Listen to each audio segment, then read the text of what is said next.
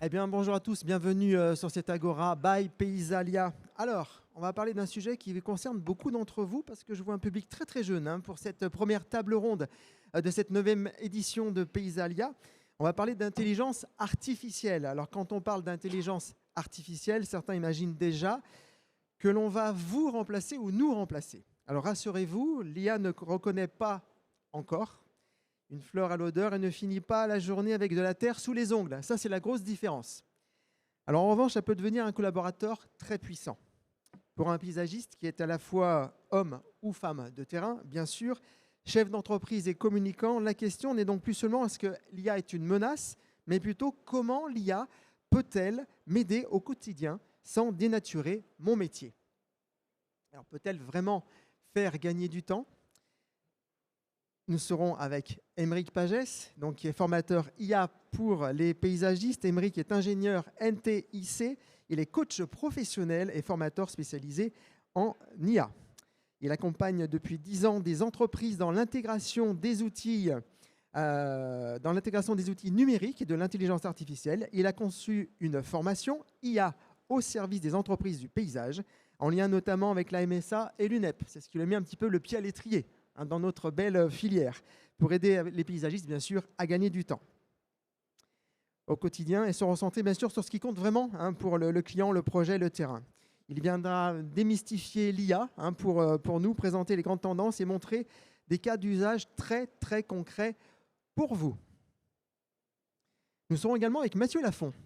Alors Mathieu, lui, est gérant de l'entreprise Extérieur Bassin, installé à Andernos-les-Bains, spécialisé dans l'aménagement extérieur et l'entretien de jardins.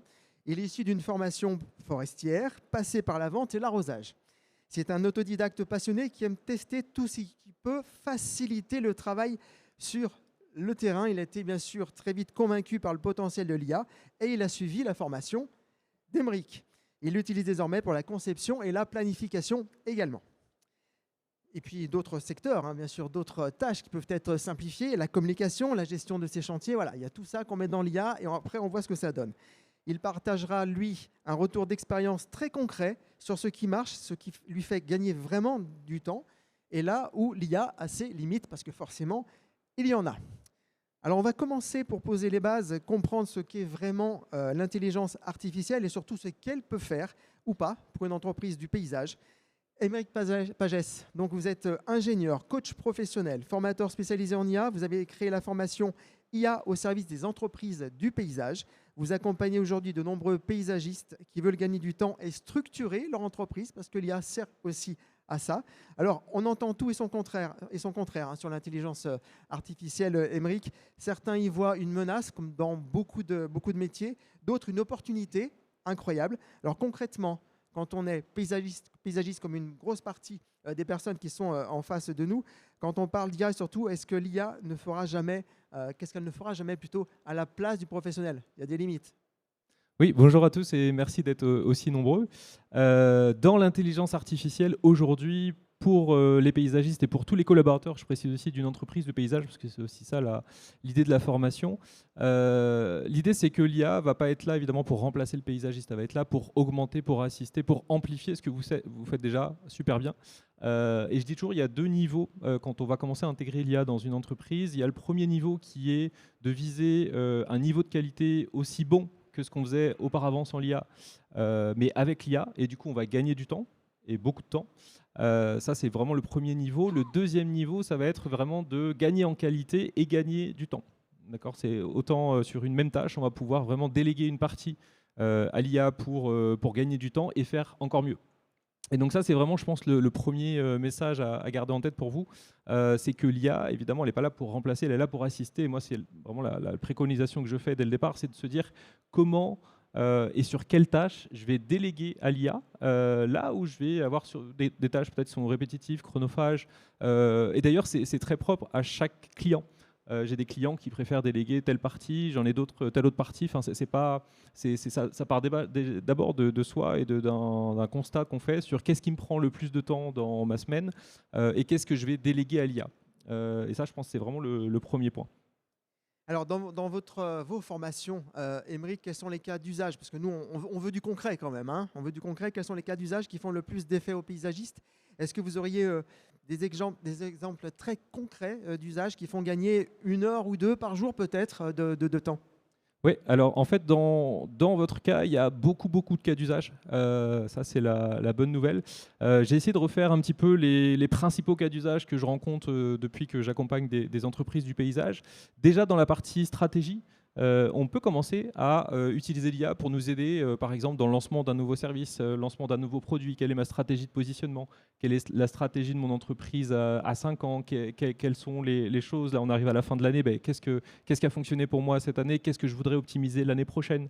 Et là, on va placer l'IA et vous allez voir que l'idée de l'intelligence artificielle, c'est de la positionner dans ce qu'on appelle un persona, un rôle qu'on va lui donner. Et là, dans ce cas-là, on serait plutôt sur un rôle de consultant, de coach qui pourrait en fait poser les bonnes questions et nous aider à réfléchir et à prendre du recul aussi parfois sur notre stratégie d'entreprise. Ensuite, la grosse partie où il y a beaucoup de cas d'usage, c'est toute la partie prospection, communication, gestion d'appels d'offres.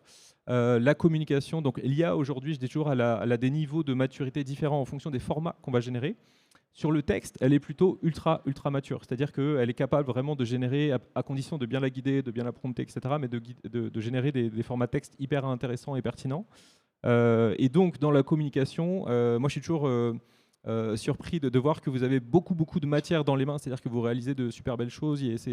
Quand j'accompagne des experts comptables à l'utilisation de l'IA, il n'y a pas toujours cette matière qui est aussi sympa, visuelle et à utiliser sur les réseaux sociaux.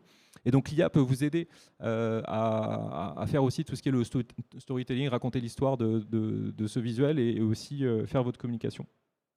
Toute la partie aussi devis, offre commerciale, ça peut faire gagner beaucoup de temps. La relation clientèle, mais Mathieu en parlera aussi beaucoup. Et puis la dimension aussi création, inspiration, évidemment.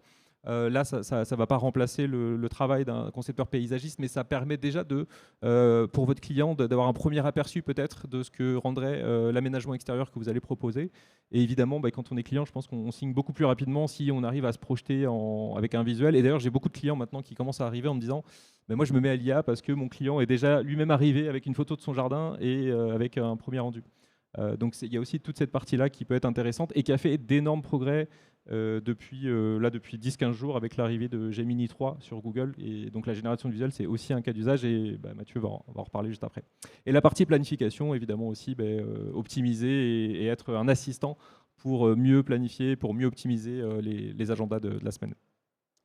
Merci Émeric. Alors, pour un chef d'entreprise qui hésite encore un petit peu, par où on commence concrètement? Comment on met le pied à l'étrier à l'IA? On passe de l'appel du râteau à l'IA. Quels sont selon vous les 2-3 premiers pas pour intégrer l'IA dans le quotidien d'un paysagiste? Alors là-dessus, il y a un chiffre en fait que je trouve ultra marquant qui a été publié par le MIT là, très récemment en 2025.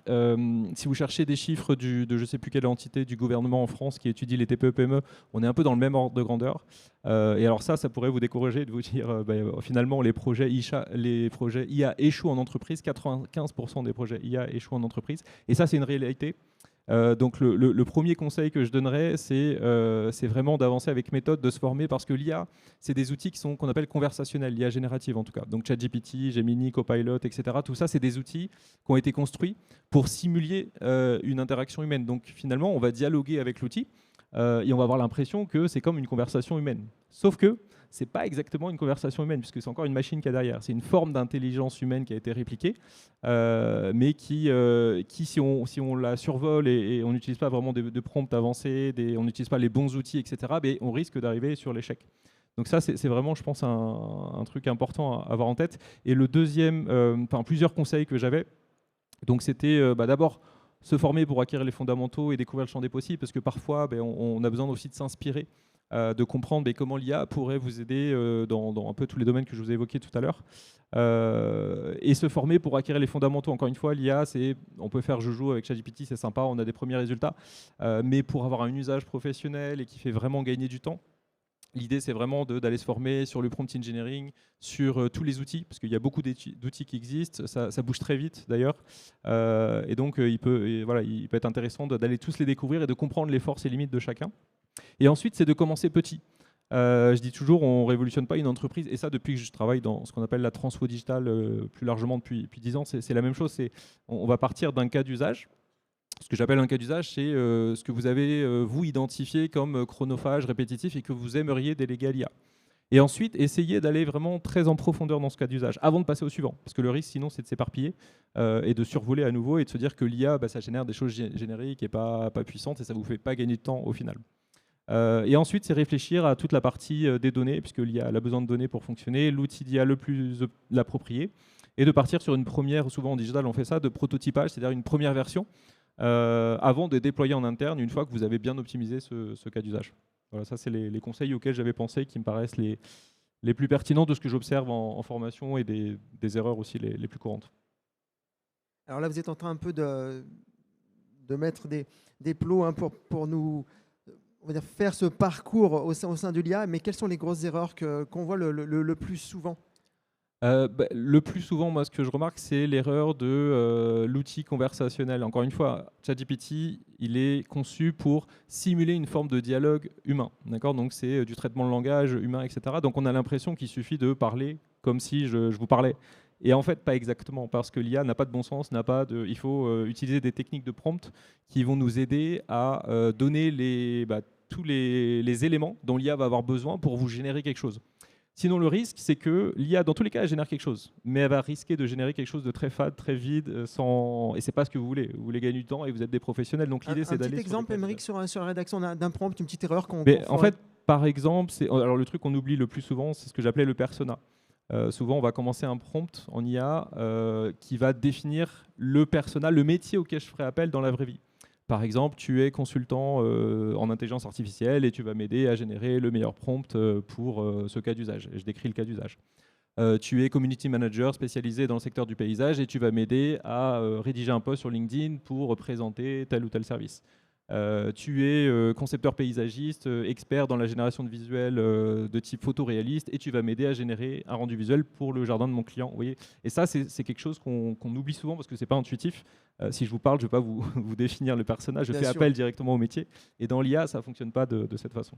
Le persona et puis le contexte, contextualisé. Le contexte, la consigne très claire. Et puis après, il y a des techniques de prompt plus avancées qui permettent aussi d'éviter ce qu'on appelle les hallucinations, puisque l'IA, ce n'est pas parfait, hein, ça fait encore plein d'erreurs. Et donc, tout l'enjeu, c'est aussi de limiter ce qu'on appelle ces hallucinations. Et ça, on peut utiliser aussi des techniques de prompt qui les limitent, alors qui ne les empêchent pas totalement, hein, mais qui peuvent vachement les limiter. Et la deuxième erreur, peut-être la plus fréquente que je vois, c'est penser que ChatGPT, c'est le seul et unique outil. Mais je pourrais dire la même chose si on parle de Mistral, si on parle de Gemini, etc. Alors qu'en fait, il existe vraiment beaucoup d'outils et chaque outil en fait, va avoir des forces et des limites. Et l'idée, c'est vraiment de combiner ces outils les uns avec les autres. Par exemple, Gemini aujourd'hui est très fort dans la génération de visuels. Là où il y a encore 15 jours, je recommandais ChatGPT, là je vais plutôt recommander Gemini. Donc voilà, c'est aussi d'avoir la maîtrise de tous ces outils et d'aller piocher dans ce que font le mieux chaque outil et pouvoir les combiner. Alors on a l'impression que l'intelligence artificielle, on peut le faire facilement, on sort son clavier, son smartphone ou son ordinateur, on saisit. Alors vous avez décidé de lancer une formation, Émeric, par rapport à ça. Qu'est-ce que ça apporterait de plus que se débrouiller tout seul ? En fait, l'idée, c'est vraiment de... Comment je suis arrivé déjà dans cet univers ? C'est la MSA qui, il y a 1 an et demi, m'a contacté, donc j'étais déjà dans l'IA générative, pour former des paysagistes. Et je leur ai dit, OK, mais dans ce cas-là, j'ai besoin d'une immersion pour comprendre les métiers exactement. C'est quoi tous les métiers d'une entreprise du paysage ? Déjà pour voir s'il y a, oui, peut ou pas y apporter quelque chose.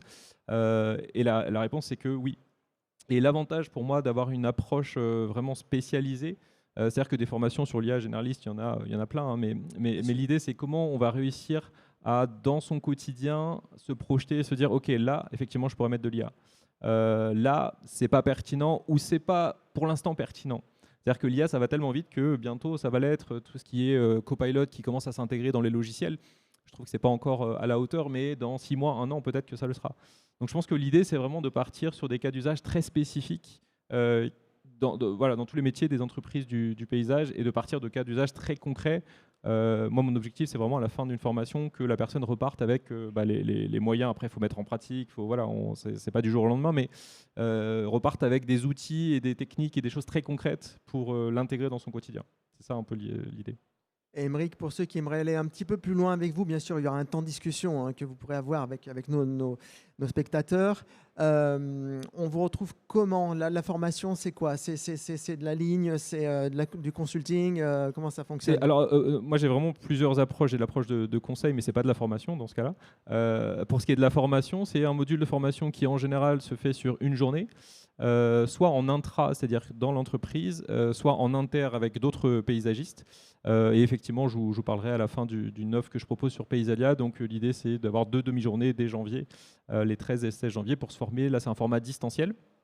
Mais je collabore aussi beaucoup avec l'UNEP notamment sur les forums formation. Donc voilà, l'idée c'est aussi elle peut être déclinée en présentiel, en distanciel ou en mixte. Une partie en e-learning et une partie en présentiel ou en interactif individuel.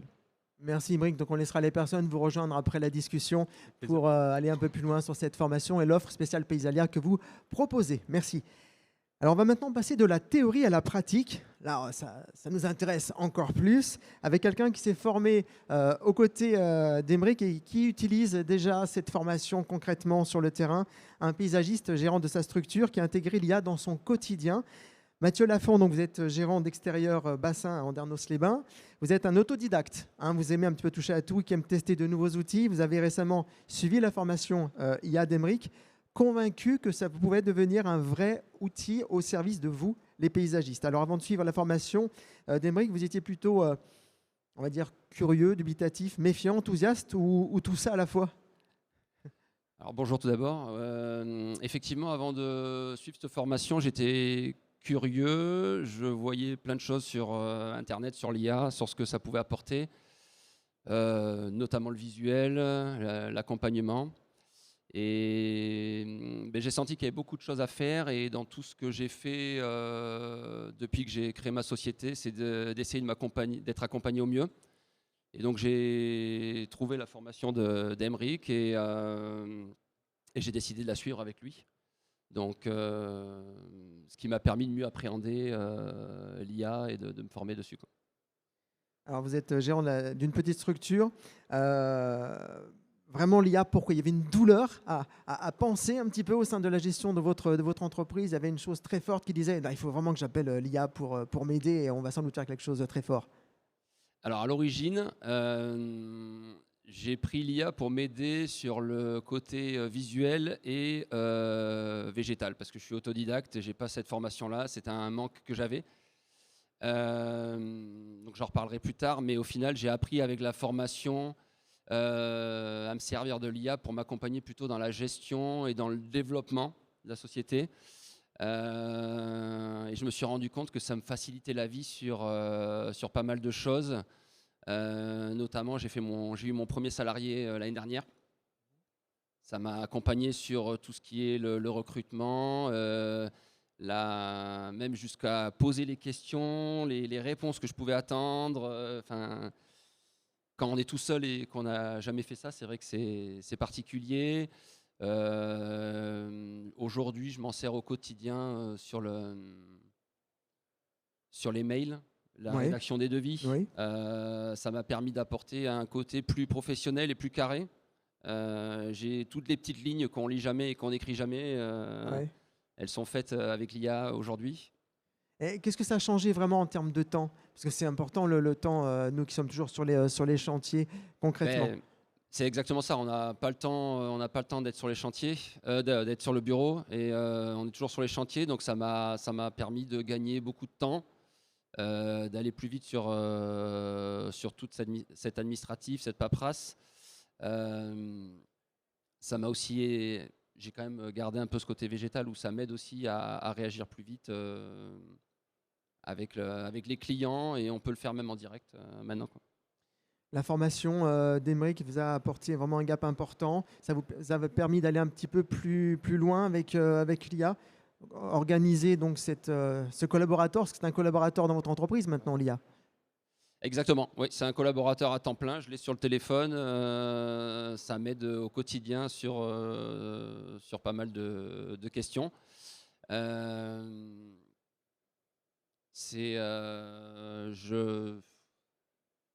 un trou sur ce que je voulais dire.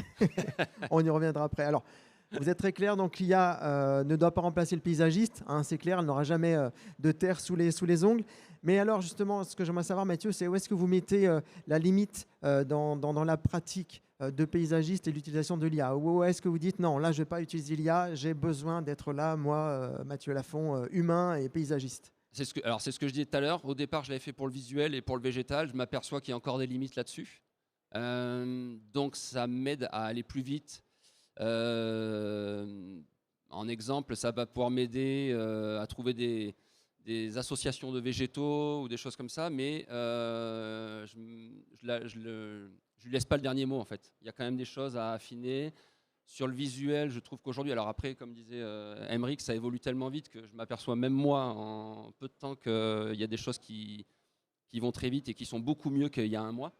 Oui. Mais voilà, la partie technique du paysagiste, c'est pas encore aujourd'hui qu'elle va être enlevée à nous, quoi, directement. Bien sûr. Je vais vous laisser reprendre vos notes. Peut-être que vous allez oublier une petite chose à nous dire qui pourrait être important. Et je me retourne du côté d'Aymeric. Comment s'est passée la formation aux côtés de Mathieu? Et combien de temps ça a duré cette formation, cette mise en jambe, on va dire, très, très claire, très propre sur l'utilisation de l'intelligence artificielle pour le métier du paysage? Avec Mathieu, on avait travaillé sur un format mixte, justement. Il avait accès à la partie e-learning. Et ensuite, on s'est vu sur des visios en individuel. L'avantage, là, c'est de vraiment repartir à chaque fois de cas concrets qu'il avait et qu'il pouvait expérimenter d'une séance à l'autre. Et en fait, je voulais rebondir sur un point que tu évoquais, Mathieu. L'idée, effectivement, c'est pas de remplacer. Et vous commencez à comprendre que, moi, je dis toujours, OK, j'ai l'expertise IA, mais j'ai pas du tout l'expertise paysagiste. Donc, demain, quelqu'un qui aura à la fois l'expertise paysagiste que vous avez déjà avec l'expertise IA conjuguée, là, c'est ce que j'appelle le paysagiste augmenté de demain et qui va être vraiment capable de proposer des choses peut-être encore plus vite et encore plus quali. Et je pense que vraiment le point à bien comprendre dans tous les débats qu'on peut avoir dans la société, tout ça, l'IA, c'est là pour assister. Et alors oui, il y a des vendeurs de rêves, on appelle ça le fantasme sur l'IA, etc., ça va tout révolutionner, etc. Dans le concret, il faut y aller étape par étape et il faut surtout garder la maîtrise, je pense, et partir dans cette idée-là. Un des points, moi, que j'ai remarqué en accompagnant Mathieu aussi, c'est ce qui ne va pas changer, c'est le relationnel humain. Évidemment que si demain l'IA peut faire des choses, etc., vos clients, je pense qu'ils ont avant tout besoin d'un relationnel humain et que l'IA va simplement vous outiller. Mais tout comme on utilise Internet, un ordinateur, l'électricité, c'est une nouvelle révolution industrielle, l'IA. Donc c'est au même titre que les précédentes. Et ça rajoute un outil dans la boîte à outils. C'est un peu moi ce que j'ai perçu aussi en t'accompagnant, Mathieu, c'est qu'il y avait vraiment l'idée de, voilà, j'ai un nouvel outil, certes révolutionnaire, mais parmi plein d'autres aussi, et ça ne remplace pas ce qui est clé, le lien humain, l'expertise, tout ça. Bien sûr, ça ne le remplacera jamais. Mathieu, quelques mots encore que vous auriez oublié de nous indiquer sur l'utilisation au jour le jour de l'IA. Est-ce que vous pourriez vous en passer aujourd'hui, Mathieu, de l'IA? Non. Je ne pourrais pas m'en passer. Non, c'était des exemples que j'avais notés, mais ça peut aller de l'exemple assez simple. Alors je crois que tu avais une photo. Voilà, là c'était chez un client pour montrer en fait vite fait. Ce client-là voulait alléger un peu son massif. Et puis je me suis amusé. Alors c'est un client que je connais bien avec qui on échange. Et pendant qu'on discutait, j'ai pris la photo. Il m'a demandé des plantes fleuries, un arbre au milieu. Enfin voilà. Et ça nous a pris juste le temps de finir la phrase qu'on avait déjà. Bien sûr. On avait déjà cette photo qui sortait et alors c'est pas voilà, après ça a retravaillé, c'est des choses c'est là où je dis justement que il y a un accompagnement à avoir et derrière ça nous remplacera pas à nous, mais voilà, l'IA nous a permis d'avoir un visuel et de montrer vraiment au client rapidement ce qu'il pouvait avoir dans son jardin. Oui, parce qu'on le voit quelquefois, je pense qu'il y a des corrections à faire. Est-ce que, Aymeric, l'IA peut halluciner également dans l'interprétation des plantes? Parce que celle-ci, on dirait un petit peu un calystémon, mais on se demande si ce n'est pas une lorraine avec un calystémon mélangé. Voilà, est-ce qu'il y a quand même cet œil à avoir sur la vérification des choix variétals? En fait, je pense que sur la génération de visuels particulièrement, depuis 1 an et demi là, que je travaille auprès de paysagistes, c'est peut-être le cas d'usage qui a le plus évolué et qui a encore évolué il y a 10-15 jours avec l'arrivée de Gemini 3 sur Google. Donc je pense que ça continue encore d'halluciner, et c'est pas parfait, et il y a parfois des allers-retours, des itérations qu'on a besoin de faire. Mais je dis toujours, l'idée c'est d'avoir un premier rendu visuel, et comme tu dis Mathieu, ça se fait en quelques secondes auprès du client, et ça lui permet, je pense, d'avoir une première, de se projeter. Et je trouve qu'il y a des progrès donc énormes qui ont été faits depuis un an et demi.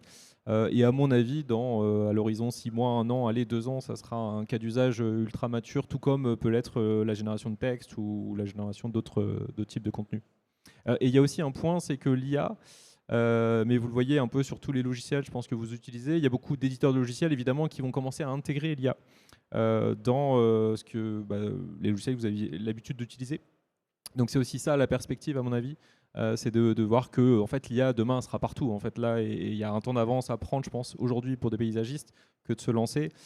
Et demain, ça sera un peu intégré d'une façon ou d'une autre. Mais tout comme, encore une fois, Internet, ça ne me viendrait pas à l'idée de travailler, d'ouvrir une entreprise sans Internet, sans électricité. C'est le même type de technologie et d'adoption par les populations, je pense. Et puis il y a certaines plateformes que les paysagistes utilisent depuis longtemps, qui aujourd'hui utilisent le mot IA, qui est un petit mot qui donnerait une sensation très fausse de d'autres technologies, alors que le logiciel fait le job depuis longtemps. Mais c'est vrai que l'IA, de façon certaine, peut apporter un complément d'information et travailler beaucoup plus vite. Et en fait, l'IA, on l'utilise tous depuis beaucoup d'années. La grosse différence avec l'IA générative, c'est que ça vous rend la capacité et l'accessibilité de programmer presque via du prompt, de maîtriser l'IA. Là où auparavant, c'était réservé à des développeurs, à des technophiles, à des ingénieurs, et donc ils développaient des applications. Waze, par exemple, c'est un exemple parfait où il y a de l'IA derrière. Et Waze, on l'utilise depuis très longtemps, mais en tant qu'utilisateur, on ne savait pas forcément qu'il y avait de l'IA. Là, c'est la grosse différence avec l'IA générative, c'est que ça vous est rendu accessible à condition de maîtriser les fondamentaux, mais c'est quand même assez accessible, et c'est ça qui fait la force de ChatGPT et des outils comme cela. Merci Méric Pagès, merci Mathieu Lafont pour cette rencontre autour de l'IA. Alors on l'a bien compris, l'IA n'a pas la main verte, mais elle peut vous libérer les mains, et ça c'est très important pour notre filière. Et ce qu'il faut se dire aussi, c'est que l'IA ne fera jamais une visite chez votre client à votre place. Alors déjà, elle peut vous dégager du temps, mais elle ne pourra jamais faire ça. Elle peut vous dégager du temps, des heures sur des tâches chronophages à faible valeur ajoutée, là où vous êtes beaucoup plus performant. Alors maintenant, je dirais, vieille génération ou nouvelle génération, c'est à vous de choisir. Soit faire de l'IA une alliée plutôt au service de votre métier, ou alors vous laisserez passer le train, tout simplement. À vous de faire vos choix. Voilà, merci pour votre présence ici, et conférence nouvelle dans un quart d'heure, 20 minutes. Merci beaucoup pour votre présence.